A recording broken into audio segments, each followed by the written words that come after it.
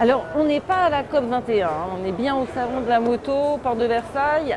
Et au Salon de la moto, eh bien, il y a aussi les motos électriques. Celles que l'on connaît bien maintenant, ce sont les américaines de Zero Motorcycle. Quelle est cette nouveauté? Parce que vous pourriez vous dire, mais en fait, elle ne change pas, c'est la même. Ah oui, c'est une Zero S, simplement, maintenant, elle va être accessible au permis A1 ou au permis B avec la formation de 7 heures. En effet, puisqu'elles sont maintenant disponibles en 11 kW, la puissance maximale pour ces permis.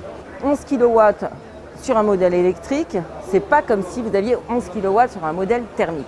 Puisqu'en fait, ce qui compte, c'est pas seulement la puissance nominale, c'est-à-dire continue, qui là est effectivement à 11 kW, c'est la puissance en crête. La puissance de crête de la Zero S standard, eh ben c'est la même pour la Zero S 11 kW, c'est 54 chevaux, 40 kW.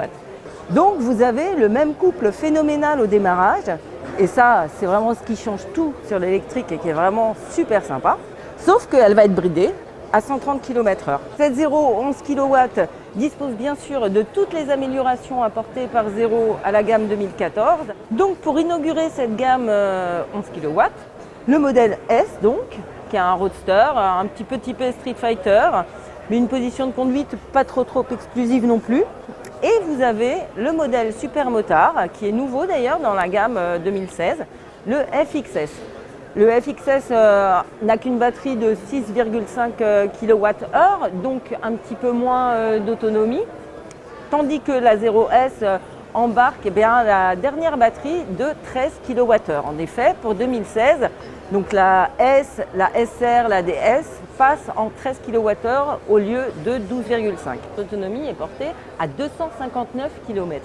Bon, c'est dans un usage urbain, à vitesse normalisée 50 km/h, mais bon an, mal an, en usage mixte ville-autoroute, vous pourrez faire pas loin de 150-180 km, ce qui est quand même vraiment de mieux en mieux et ce qui permet de donner à l'électrique, enfin ce qui va permettre de donner à l'électrique vraiment une nouvelle ampleur commerciale, on va dire.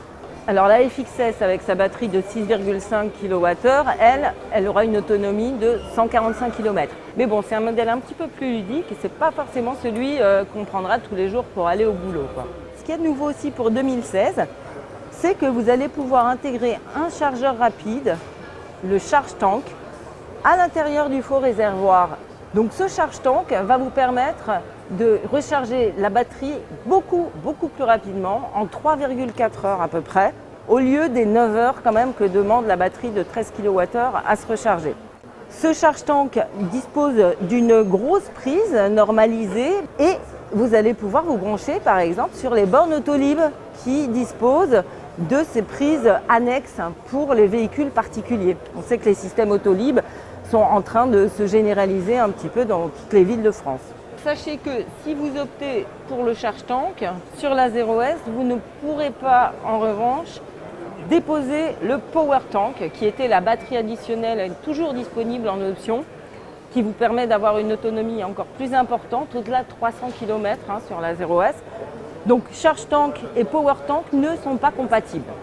En revanche, encore une petite nouveauté, vous avez la possibilité d'acheter en option toujours un chargeur rapide additionnel qui en fait est le même chargeur intégré à la moto, mais vous en rajoutez un deuxième en relais et ça va vous permettre d'avoir une recharge en 4h30, ce qui diminue donc par 2 le temps de charge et ça c'est pas mal.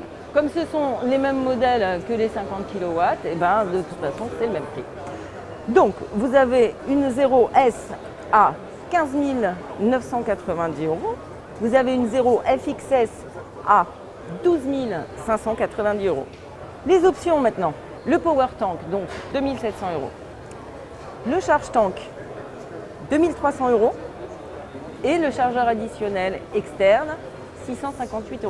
Vous pouvez faire des économies ou sinon écrire une petite lettre à François Hollande pour dire que vous voulez participer vous aussi à la préservation de l'environnement.